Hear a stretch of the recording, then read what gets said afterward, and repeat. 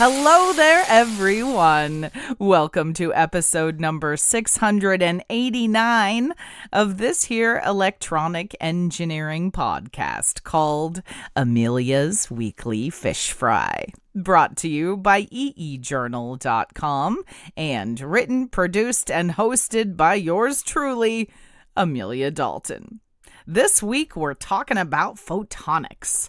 My guests are Tim McKenna and Ryo Yanagimoto from the Physics and Informatics Laboratories at NTT. Tim and I chat about balancing theoretical physics with real-world applications at NTT, his most exciting photonics projects, and the primary obstacles to replacing traditional electronics with photonics technologies. Ryo and I dig into the game-changing potential of NTT's programmable photonics chips.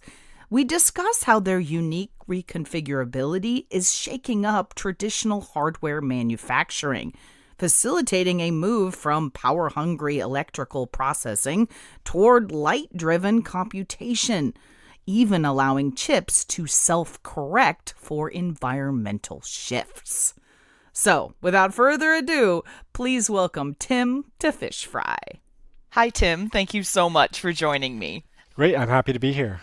Okay, so Tim, your work spans fundamental physics and practical applications in telecommunications. So, how do you balance the deep theoretical research at NTT with the drive toward viable real-world photonic technologies? Yeah, I mean, those sound like two different worlds, but it always starts with the fundamental breakthroughs. Like basically the technologies today, those fundamental breakthroughs may have been 20 years ago. Maybe 10 years ago, maybe 50 years ago. And so for us, I think what's really important is to be plugged into the current technology trends, because right now things are happening so fast that if you don't have like a grounding in the current trends, the technologies we're working on, they might be 10 years away. And so you might just totally miss the mark if you're not really understanding the new trends in AI and in telecommunications and in datacom. It really kind of grounds the fundamental work and the problems and the questions we basically asked to begin with. NTT research has made significant strides in areas like quantum computing and fundamental physics. So, Tim, within the field of photonics, what current project are you the most excited about? And how could it fundamentally change data processing or communication? Right. So what's really interesting, so NTT Research has been working on alternative forms of compute since really before the AI era. We're in the AI era right now. But before the AI era, there was, quantum computing predates it. That's a form of alternative compute. And specifically, we were looking at quantum-inspired machines that do computation with light. And this is a really big idea because, quantum computing, it operates by certain principles, and then electronics operate by other principles. But there's actually a total gradation in between. It doesn't really need to be one or the other. You can do classical computing with light that uses basically the principles of quantum mechanics, but it's not a quote-unquote quantum computer. And so this is like what the lab was founded on at NTT Research. We're in the Physics and Informatics Lab. And it's a really powerful idea that for a while was like ahead of its time, but now it's not, because there seems to be like a huge appetite for new ideas now. We're seeing the bottlenecks in AI data centers. And so it's like what once used to feel like kind of a niche thing, like we're not doing exactly quantum computing, we're not exactly doing neural networks, what are we doing? Now it's actually, I think, more relevant, which is really exciting. So, Tim, what do you think is the single biggest bottleneck preventing current photonic technologies from fully replacing or revolutionizing traditional electronics? And how is NTT addressing it? I think there's two things. I think there's things at the device physics level. So up until like recently, the types of materials that we have available to make photonic integrated circuits, and these are very important because the integrated circuit allows you to have like very dense compute and processing. before photonics existed on a bench with mirrors and lenses and things like that. So you have to have a photonic integrated circuit to compete. But the materials were quite limited. So at NTT Research and with my own work, we're focused on bringing up some new materials, new platforms. And the thing I'm most excited about is thin film lithium niobate, which is not exactly a replacement for silicon photonics, but it definitely adds a lot of functionality basically to the toolbox of what we can make on chip. The biggest one is nonlinearity. Transistors have nonlinearity. Traditionally, photonics do not have nonlinearity. And so if you're trying to replace some of the functions of electronic systems and you don't have nonlinearity, your hands are pretty tied. And this is what's really exciting about this new material, which we call thin film lithium niobate, is we have nonlinearity. We have a lot of it, and we have enough that you can make some really interesting systems. So that's kind of on the device physics side and the material side. Then there's the system side, which is still basically a work in progress for everybody. We're figuring out, okay, we have these devices that look so promising. How do we make compelling systems now? Because if you don't really think at the system level, the good devices can never really, like basically, maybe you make a device that's 1,000 times better, but if the system doesn't match it, you might break even. And so that's like the challenge right now is to come up with compelling systems, I think.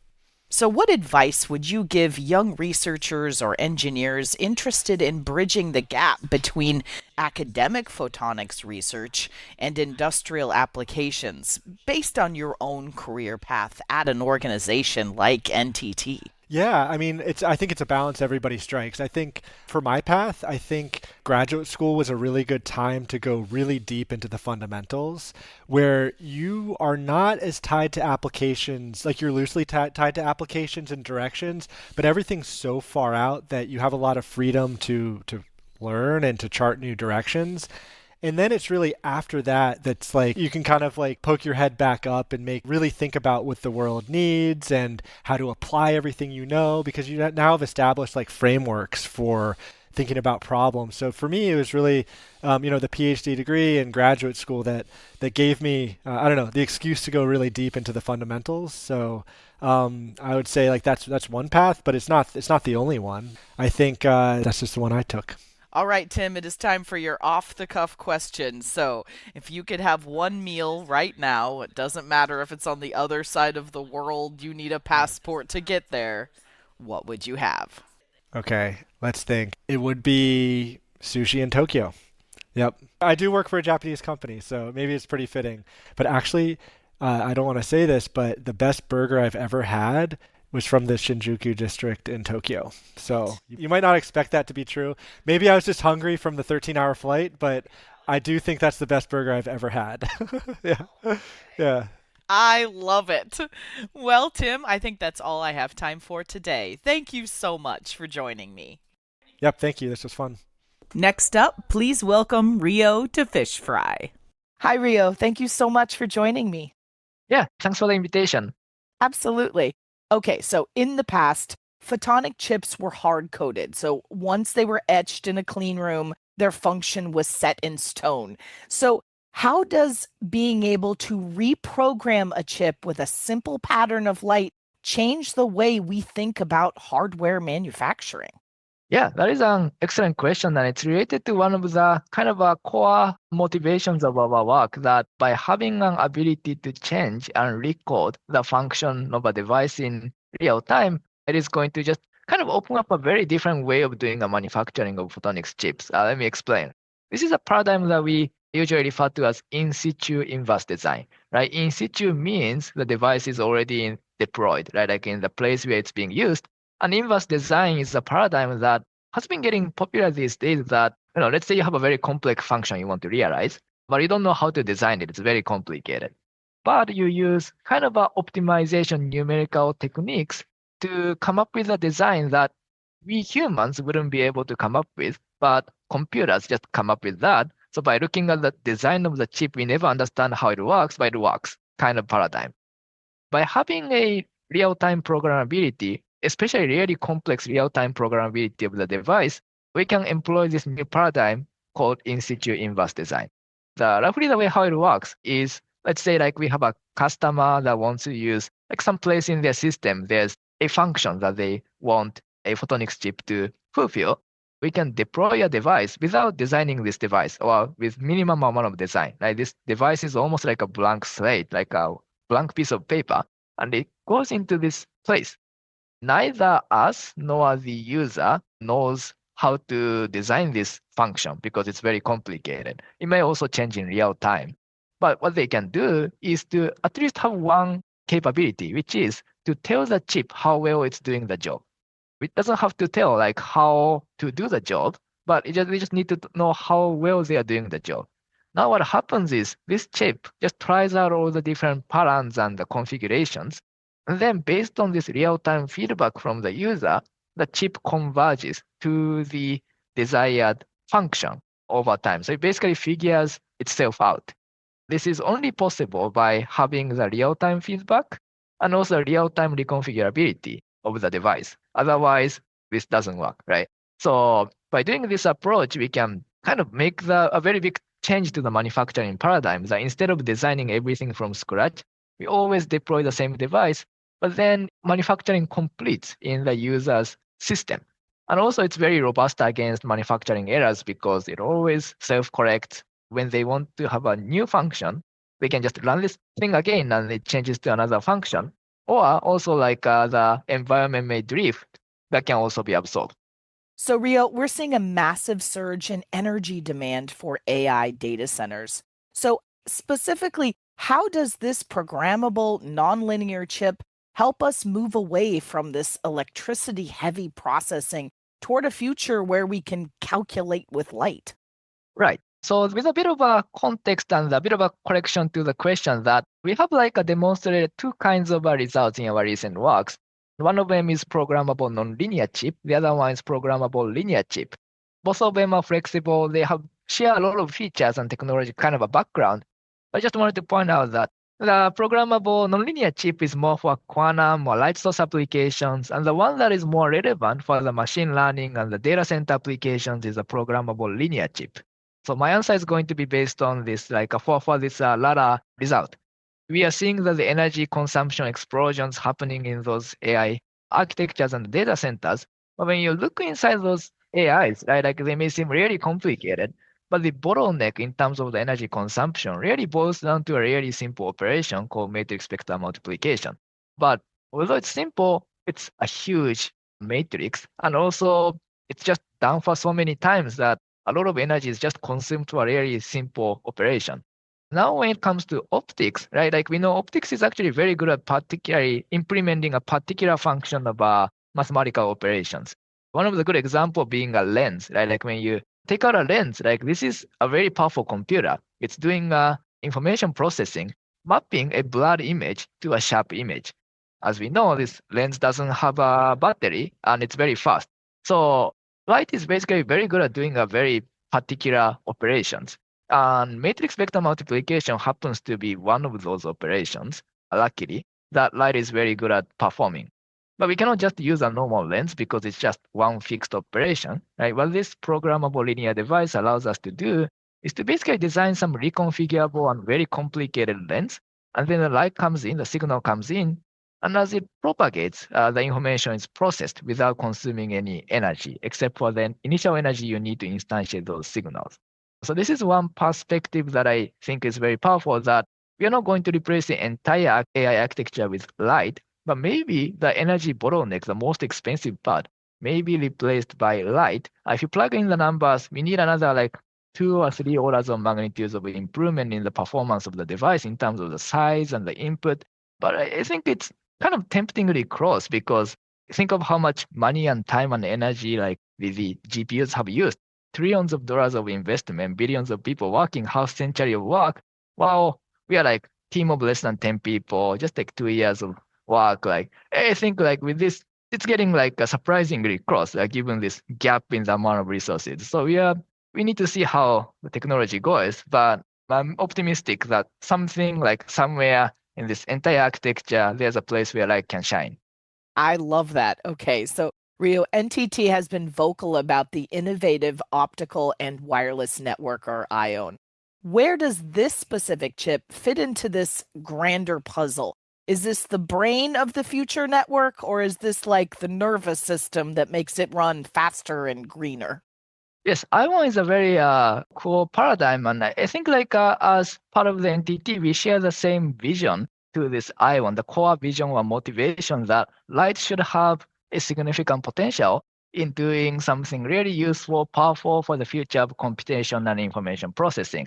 I guess at the same time, the device and the research program that we are running is taking a very kind of a different approach from IWON to the same vision, right? Like if you look at the chips of IWON, they look really complicated, highly sophisticated, very established technologies of silicon photonics and semiconductors, and they're scaling it up to a really large scale. We are taking a very different approach that our devices are like extremely simple, just like piece of like slab. But our approach is by making this device nothing, it can be everything. This reconfigurability is based on this like blank slate of chip, but shining the light, encoding the functions in real time. I think it's a very kind of a complementary approach to the established approaches in the field that I think in the future, hopefully that those pathways merge somewhere.